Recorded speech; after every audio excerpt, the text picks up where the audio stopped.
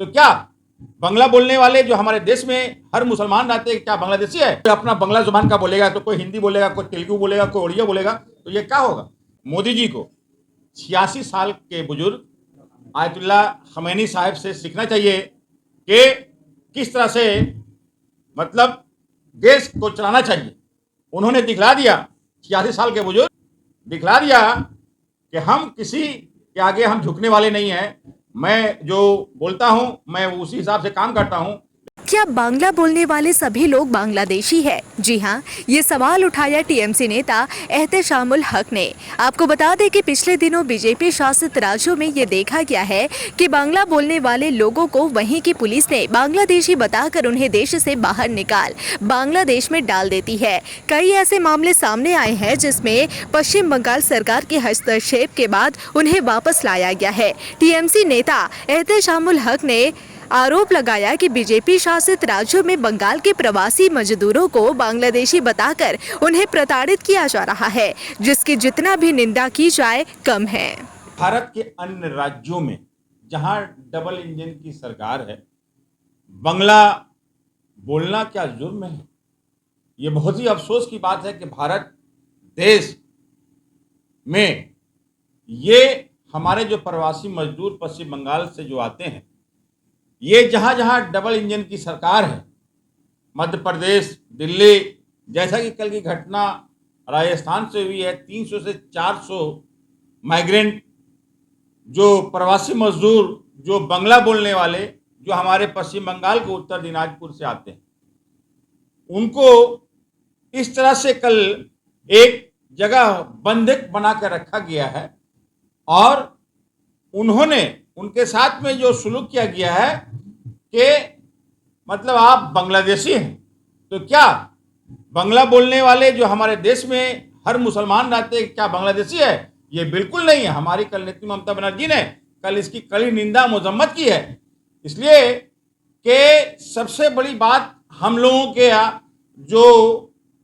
हमारा जो पहचान पत्र है, आधार कार्ड, हमारा पहचान पत्र है, वोटर आइडेंटिटी कार्ड, हमारा पहचान पासपोर्ट को भी लोग जो है कल झुठला दिया जा रहा था। इसलिए कल हमारी नेत्री ममता बनर्जी ने जबरदस्त निंदा किया। मैं भी हालात बंगाल न्यूज टैक के माध्यम से मैं पुरजोर मजम्मत करता हूं और कड़ी निंदा करता हूं कि इस तरह का जहां डबल इंजन की सरकार, राजस्थान की कल की घटना बहुत दुखद वाली घटना है। मैं इसकी कड़ी निंदा करता हूं, मजम्मत करता हूं कि भारतीय जनता पार्टी जो समझ लिए पश्चिम बंगाल में 2026 में यहां हमारे यहां इलेक्शन है, इस वजह कर किसी न किसी तरीका से हमारी जो यहां सरकार जो पिछले 14 साल से मतलब बहुत ही अच्छे ढंग से पूरे राज्य में चल रही है, उसको बदनाम करने की कोशिश ये डबल इंजन की सरकार, मोदी सरकार द्वारा किया जा रहा है।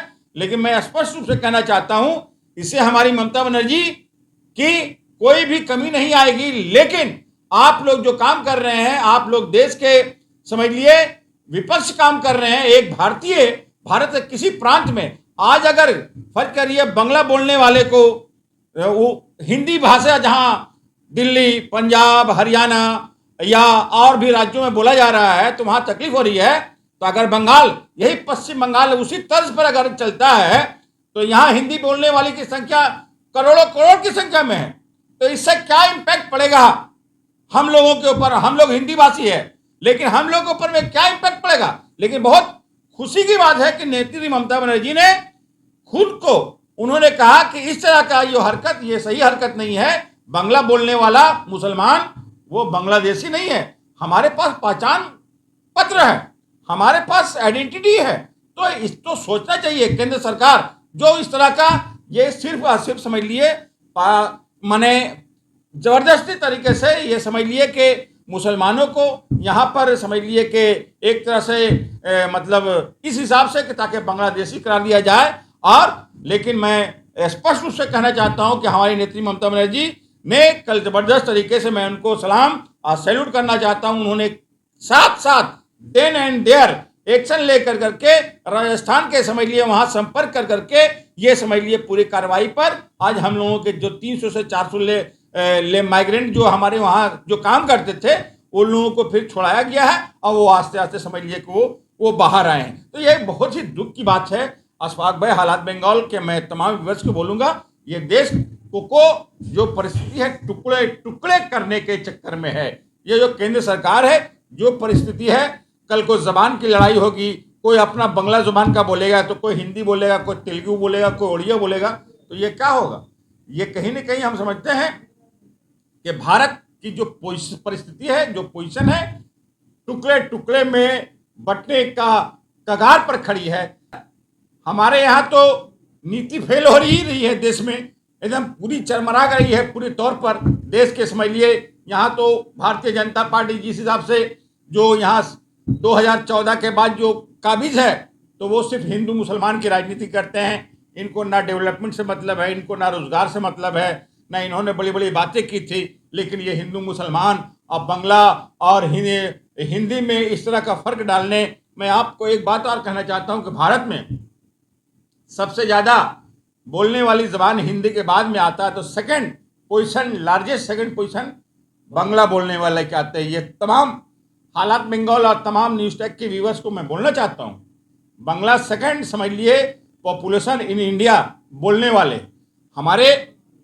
अब इस तरह का अगर समझ लिए कि अगर होता है, ये कड़ी से कड़ी मैं इनकी निंदा मजम्मत करता हूं, जो इस तरह के हमारे देश में मुसलमानों के साथ जो बांग्ला जो बाहर अदर राज्यों में बोल रहा है, तो उसको बांग्लादेशी, ये कहीं ना कहीं ये सिर्फ मुसलमानों को टारगेट कर करके मुसलमानों को मतलब इस तरह के जेर किया जाए, ताकि ये भी किसी भी न किसी तरह से ममता बनर्जी के जो इन लोग वोट है, ये मतलब ममता बनर्जी को किसी न किसी तरह से बदनाम करने के, कि ताकि वहाँ की सरकार को बदनाम हो, मुसलमान इससे गुस्सा हो, मुसलमान नाराज हो जाए, मुसलमान समझ लिए कि टीएमसी से साइड हो जाए। इस तरह का ये लोग एक षड्यंत्र, एक सोची समझी साजिश के तहत इस तरह का काम डबल इंजन की सरकार, मोदी जी की सरकार कर रही है, लेकिन इस पर विफल होंगे। और देखिए, सबसे बड़ी बात है, हमारे पास एविडेंस है। बांग्लादेशी अगर वाकई में जो बांग्लादेशी होगा वो बांग्लादेश जाएगा। अब बांग्लादेश इस तरह का ये जो है, ये किसके अंडर में आता है? ये केंद्र सरकार के अंदर में आता है। तो फेलियर इसका मतलब है केंद्र सरकार है, बट होम मिनिस्ट्री मेरा फेल है। आप देखिए, विदेश नीति हमारा पूरा फेल है, पूरा चरमराया हुआ है। आपका देखिए कि पाकिस्तान तो खैर हमारा दुश्मन था ही, हमारा पड़ोसी मुल्क बांग्लादेश समझ लिए कि हाथ से चला गया है, इस तरह से श्रीलंका चला गया है, इस तरह से चाइना चला गया है। तो आप देखेंगे कि इतना अच्छा हमारा दोस्त रसिया था शुरू से, वो भी मेरे हाथ से निकल गया है। सिर्फ ये जो है अभी अमेरिका का मतलब ये गुण गा रहे हैं। आप देखिए, आज मुझे बहुत अफसोस है कि 56 इंच की सीना वाले का क्या हुआ, 26 इंच का सीना हो गया। हम समझते हैं कि विदेश नीति के हिसाब से आज उनसे सीखना चाहिए, ईरान के जो खोमेनी साहब से सीखना चाहिए। 86 साल के उम्र के बुजुर्ग, 56 इंच के सीने वाले मोदी जी को 86 साल के बुजुर्ग आयतुल्ला खमैनी साहब से सीखना चाहिए कि किस तरह से मतलब देश को चलाना चाहिए। उन्होंने दिखला दिया, 86 साल के बुजुर्ग हमारे दिखला दिया कि हम किसी के आगे हम झुकने वाले नहीं हैं। मैं जो बोलता हूं मैं उसी हिसाब से काम करता हूं, लेकिन मुझे बहुत अफसोस है कि हमारे जो इतने करीबी हमारे जो 56 इंच के सीने वाले नरेंद्र मोदी जी, जो चिल्ला चिल्ला करके जो नमस्ते ट्रम्प का प्रोग्राम आपने देखा होगा, मोटेरा स्टेडियम में लाखों लाख की संख्या में पूरे घेराबंदी पर्दा से, कपड़े की पर्दे से घेराबंदी कर दिया गया कि कोई देखे नहीं। लेकिन हमें दावत मिलना चाहिए, लेकिन हमें अफसोस है कि पाकिस्तान के सेना के चीफ को वहां निमंत्रण मिलता है, बिरयानी खाने का दावत मिलता है कहीं व्हाइट हाउस में। और ये दुर्भाग्य की बात है कि हमारे विदेश नीति कहीं न कहीं बिल्कुल फेल है। जो हमारे ये पोजीशन है, हमारे ये हालात है। मैं आपको और भी कहना चाहता हूं कि बड़ी बड़ी बातें, बड़ी बड़ी जुमला करने से नहीं होती है। हम समझते हैं कि आने वाले दिनों में हमारे देश में अगर कोई अगर सही की अगर है दावेदार, कोई लीडरशिप अगर है, तो हम समझते हैं ममता बनर्जी जो हमारी राज्य की मुख्यमंत्री हैं, आने वाले दिनों में उनके हाथों में अगर भारत की सत्ता को सौंपा जाए, तो हम समझते हैं जिस हिसाब से बंगाल का विकास पिछले 14 साल से विकास ही विकास हुआ है, हम समझते हैं कि भारत में भी उसी तरह का विकास जिन्होंने हमारे भारत ये जो बंगाल के हमारी शेरनी, बंगाल की शेरनी ममता बनर्जी जिन्होंने जिस हिसाब से विकास किया है, तो हम समझते हैं भारत में उसी तरह से जो अभी केंद्र में बैठी हुई जुमलेबाज सरकार है, उस तरह की सरकार ने मतलब जो है उनको नहीं रहना चाहिए। हमारे नेत्री ममता बनर्जी के ऊपर में आस्था रख करके अगर बागडोर अगर सौंपा जाए तो हम समझते हैं कि भारत को हम विदेश नीति और हर चीज में हम लोग समझिए कामयाबी होगा और हमारा देश हम समझते हैं भारत दुनिया का सबसे बड़ा देश है, जहां 143 एक दुनिया का सबसे बड़ा देश है, विश्व का सबसे बड़ा देश 143 करोड़ की देश में हमारी पॉपुलेशन है, तो समझ लिया हमारा देश को कहीं आगे बढ़ना चाहिए। लेकिन भारतीय जनता पार्टी की सरकार जब से आई है तो हमारी तमाम चीजें, हमारे देश में तो जुमला था ही, लेकिन विदेश में भी जुमलाबाजी कर करके हमारी ग्राफ एकदम बिल्कुल नीचे हो गई है। आपको देखिए आज 4 जो हमारे 26 जो वहां हमारी बहन के मांग समझ लिए कि सिंदूर पहलगाम की इतनी बड़ी घटना, आज तक 4 जो भी कौन भी कैसे आया, आज तक हम लोग विफल रहे हैं। बहुत अफसोस की बात है। तो हमारी क्या है, हमारी हर नीति, हमारे ट्रम्प का फोन आया, उसके बाद में 2 दिन समझ लिए हुआ, उसके बाद में ट्रम्प जी बोल दिए कि सीज फायर कर दो। अब उनकी बातों पर बताइए मुल्क हमारा, हम चलते हैं ट्रम्प की बात पर, ये कितनी बड़ी दुर्भाग्य की बात है। आपको तो इसलिए मैं दोबारा बोलना चाहता हूं कि 86 साल के बुजुर्ग को से 56 इंच के जो बड़े बड़े जो बोलते हैं कि 56 इंच की सीना, उनसे सीखना चाहिए कि देश को कैसे चलाया जाता है। और उन्होंने साबित कर दिया पूरी दुनिया में कि मैं किसी के आगे झुकूंगा नहीं। तो मैं भारत देश 140 करोड़ का देश, मैं जो दुनिया का हर चीज को अपने अंडर में कर लूंगा। ईरान से भी मैं कितना पावरफुल हूं, लेकिन उनसे सीखना चाहिए। अगर हम लोगों में, अगर हम लोग सही से अगर रहे तो हम दुनिया की सबसे बड़ा वीटो पावर बन सकते हैं, सबसे बड़ा ताकतवर बन सकते हैं। लेकिन हमारे में यहाँ क्या है, नफरत, हिंदू मुसलमान, पाकिस्तान, बांग्लादेश, इस तरह की बात। आज देखिए मैं जिस विषय पर आज से बात कर रहा हूं कि हमारे 300 से 400 हमारे माइग्रेंट जो राजस्थान में जो काम करने के लिए गए थे, तो क्या इस तरह का अगर होगा तो हमारा देश का टुकड़ा नहीं बढ़ेगा। ये हमें लग रहा है कि देश की जो परिस्थिति है, हर आदमी जबान की बात आ जाएगी, हर आदमी बोलेगा कि भाई बंगाल में सिर्फ बंगाली रहेगा, बिहार में सिर्फ हिंदी भाषी रहेगा, उत्तर प्रदेश में सिर्फ हिंदी भाषी रहेगा, तेलुगु में, साउथ में जाइएगा बोले कनेडियन रहेगा, महाराष्ट्र में बोले मराठी रहेगा। तो ये तो कहीं न कहीं विनाशकाल विपरीत बुद्धि जिसे कहते हैं, ये देश समझिए कि विनाशकाल की ओर जा रही है। और ये हम लोग आपस में एक जबान की लड़ाई लड़ने जा रहे हैं। ये कितनी बड़ी, भारत के प्रधानमंत्री आप सर्वश्रेष्ठ, आप पोजीशन में बैठे हुए हैं, आप गद्दी में बैठे हुए हैं, लेकिन आपको सोचना चाहिए ये सब हम लोग देशवासी सही से इन्वेस्टिगेशन होना चाहिए हमारी।